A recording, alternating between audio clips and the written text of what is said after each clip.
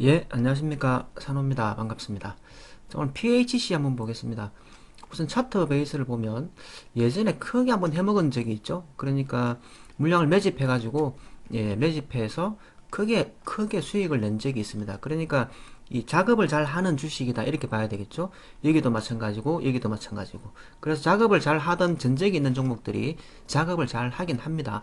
자, 근데 이 차트는 기본적으로 보면 지분율이 10%밖에 되지 않습니다. 이건 뭐 바람직하지 않은 거죠. 지분율이 이렇게 낮으면 뭐라 그럴까요?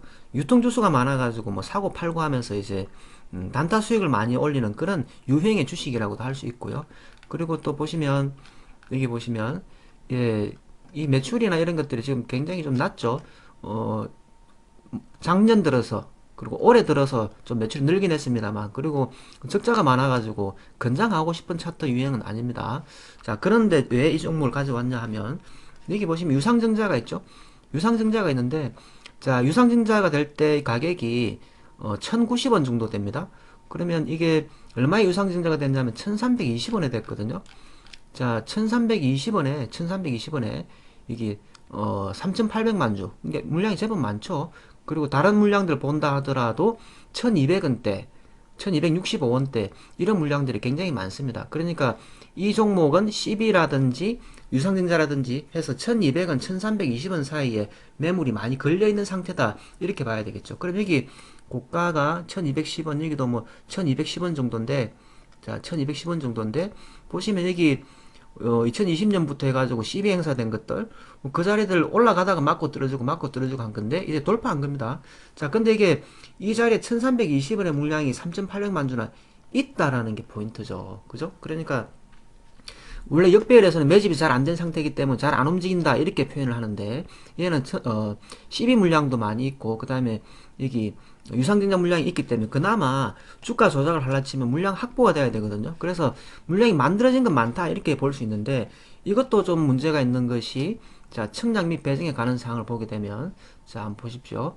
자, 보게 되면 예, 어, 여기 신주인석은 정서 청약이 대략 55%, 그 다음에 여기 초과 청약, 그러니까, 신규에서 정서 청약 말고 초과 청약된 게 7%, 그리고 실건주 일반 공목, 그리고 이제 초과 청약하고 나서도 남은 거 있죠? 그게 일반인들이 가져간 게 3%입니다. 그러면 대략적으로 건수를 보게 되면, 자, 건수를 보게 되면, 9,300여 건, 7,400여 건 이런 게 있어가지고 개미들이 많이 타고 있는 주식이다 이렇게 표현할 수 있겠고요. 그 다음에 그나마 좀 긍정적인 것은 유진투자증권에서 한 건이죠. 34%를 가져가서 유진투자증권이 세력이 될 수 있을까라는 이런 의심도 한번 해볼 수 있습니다.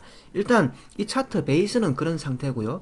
그 다음에 제가 유상증자 물량이 상장될 때 거래량이 많이 없는 걸 좋아합니다. 그러니까 이 거래량이 1300만 주, 여기 930만 주, 상장 당일에는 420만 주. 그러니까 3800여만 주 물량들. 그러니까 사람들이 상장되면 팔고 싶어 할 거 아닙니까? 그래서 많이 나오지 않는 걸 좋아합니다. 다시 말하면 지고 있겠다라고 판단하는 사람들이 많은 거. 그러면 유상증자가 상장되더라도 물량이 많이 안 나오거든요. 그런 면에서는 조금 긍정적일 수 있겠다 이렇게는 생각을 하고요. 그 다음에 오늘 제가 이 얘기를 드리는 이유는 여기 보시면 단기 가열 종목 해가지고 3그릴 단일가 매매 지정 예고되어 있습니다. 그러니까 내일 주가가 더 오르게 되면 단일가 매매가 된다라는 거죠. 그래서 이것은 내일 단일가 매매에 차라리 들어가는 게 낫습니다. 왜냐하면 자, 1320원의 물량이 많이 있음에도 불구하고 어제 상한가를 들어간 거죠. 그걸 모르는 세력은 없잖아요. 근데 그게 있음에도 불구하고 1500원대의 주가가 머물고 있다는 것은 1320원의 물량이 무섭지 않다 이런 의미도 있을 수 있습니다. 그렇다 치면 단일가 들어가가지고 위아래로 움직일 때 밑에서 우리가 잡는 방법도 생각을 해봐야 되겠고 그리고 만약에 이제 내일 단일가를 피한다기보다는 주가가 조금 1% 또는 0.3%라도 0.1%라도 더 올라가지고 차라리 열기가 걸리게 되면 그러면 고점에서 제법 머물겠죠. 여기에서 머물거나 또는 밑으로 쭉 내려올 가능성도 있겠죠. 그러면 얘네들은 1320원의 물량을 급을 내지 않았기 때문에 예를 들어서 내일 주가가 하락한다 하더라도 이 밑에 내려오면 한번 잡아보겠다 이런 생각도 가질 수는 있죠. 그런데 제가 앞서 말씀드린 대로 차트 베이스가 뭐 지분율도 낮고 뭐 재무제표도 엉망이고 돈도 못 벌고 그랬기 때문에 그런 면에서는 단점이 있습니다만, 이 차트 나름으로는 누군가가 주가 조작을 한다 치면 설계들을 가지고 있을 수 있겠다, 이런 의미에서 제가 보이는 만큼 설명을 드렸습니다. 그래서 원래 이런 종목에는 많이 들어가는 건 아닙니다. 많이 들어가는 건 아니고 뭐 조금 매매해볼까 하는 정도, 조금 들어가는 정도로 해서 흥미로운 주식이네, 이런 정도로 접근하는 게 바람직합니다. 아무튼 여러분, 이거는 제가 차트 분석한 내용이지 그런 게 있기 때문에 주가가 무작정 상승한다 이렇게 이해를 하시면 안 되고, 이 차트의 포인트는 그것이 있다, 이런 정도로 이해를 하시고 매매하실 때 참고하는 용도로 활용하시면 되겠습니다. 아시겠죠? 예, 오늘은 여기까지 하겠습니다. 수고 많았습니다.